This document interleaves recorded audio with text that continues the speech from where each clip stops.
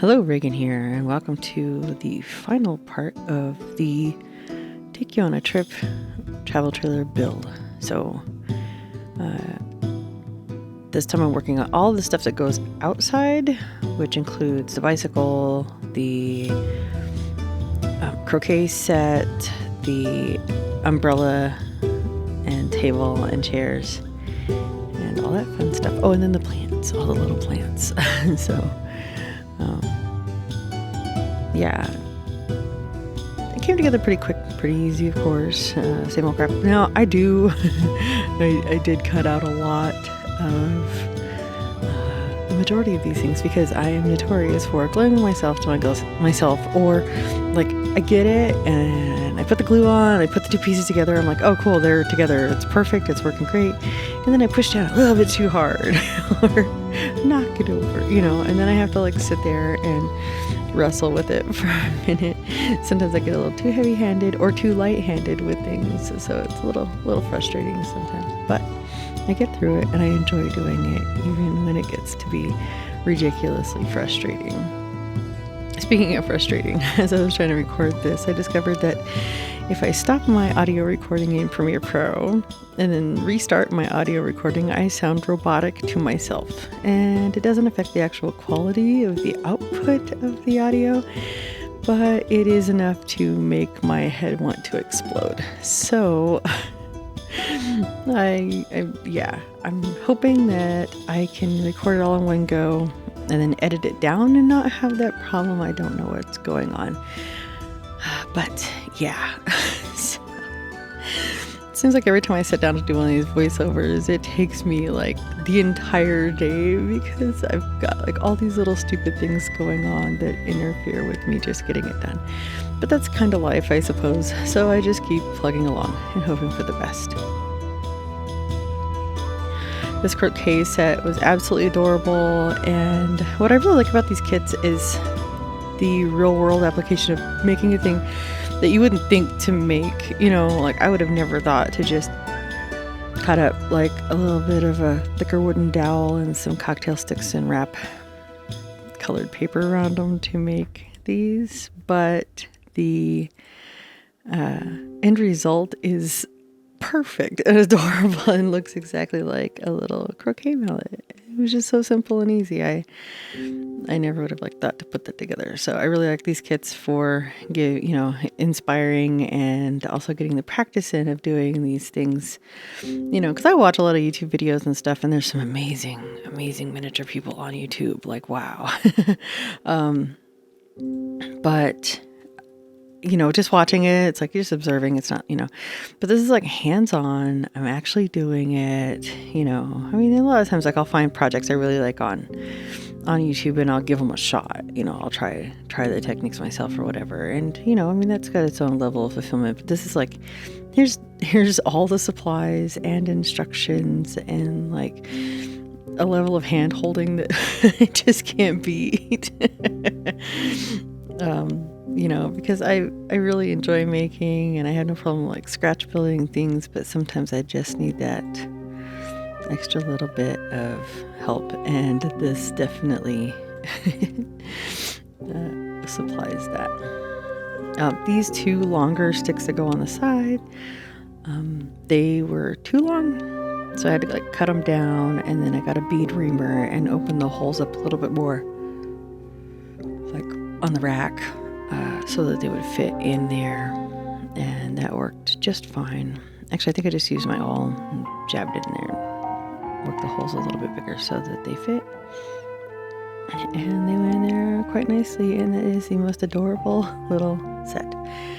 And these little Adirondack chairs, they went together pretty easily too. I was going to cut out the part where I got it all glued and it was sitting there, and I was like, oh, this looks like a little bit of a gap, and then I touched it and the thing fell completely apart and I had to start all over again. But it's kind of typical for me. But yeah, they're really cute and like I said, come together really well. So I've started out this year. I have been taking walks. I've taken 2 walks. I took one day off because my knee was hurting. Today I didn't take a walk, but I went to the store and like walked around a little, and then tomorrow I'll be back on my regular walking schedule. I figure at least 3 days a week, if not more, but I'm going to be realistic with myself, because I could say I'm going to go walking 7 days a week and blah, blah, blah, blah, blah, and yeah, that's not real. But I definitely already feel better just with the couple days of outside walking, and then today taking the walk has been great.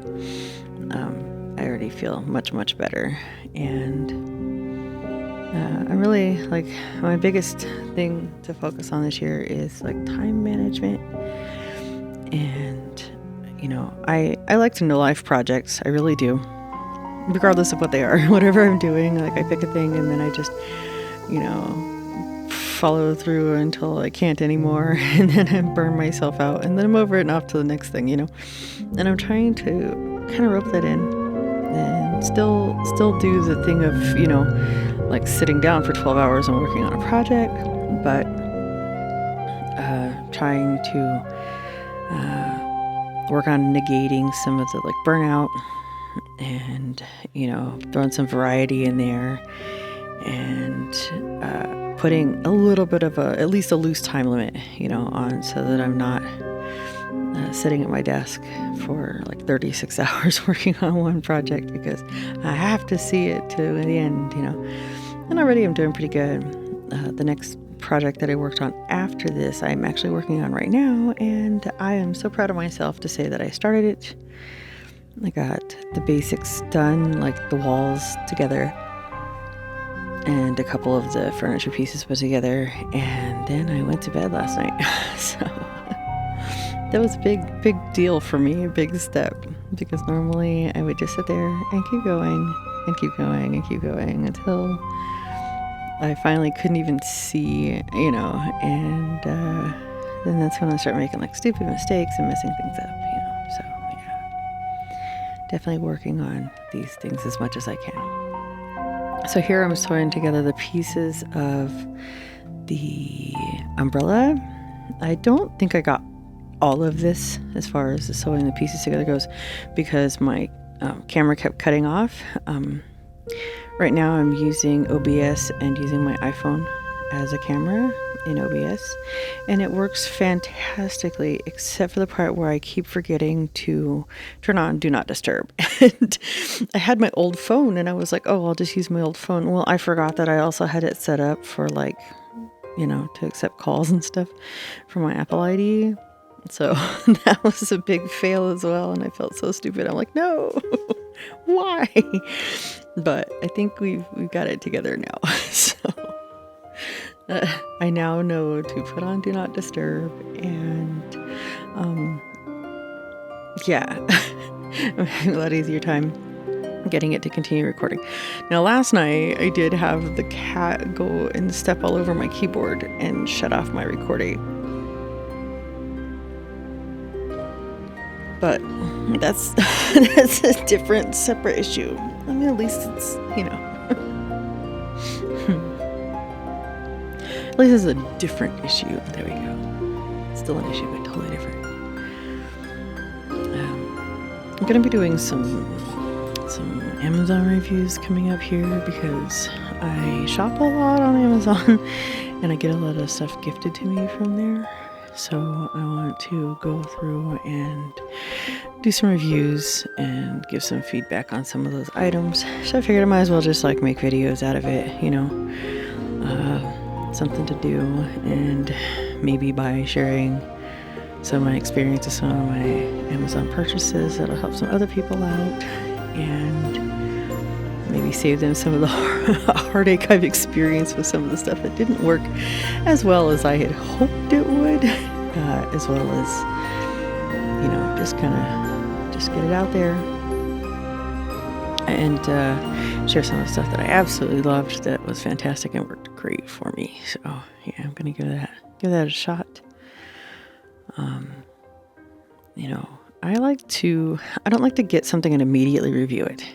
There used to be like a standard for reviewing items, and I don't know whatever happened to this, but I think a lot of people just ignore it now because they want to be like the first one, the first to like talk about something or cover something, and so you get that thing going on. But I'd like to have something for a minimum of 30 days. Actually use it for a month, because sometimes you get something and you're like, oh, this is really cool, and you're like, oh yeah, I'm going to review it and tell people how wonderful it is, and then the next week it's broken. And then it's like, oh, well, maybe that wasn't the best idea to go say how wonderful it was because now it's in the trash.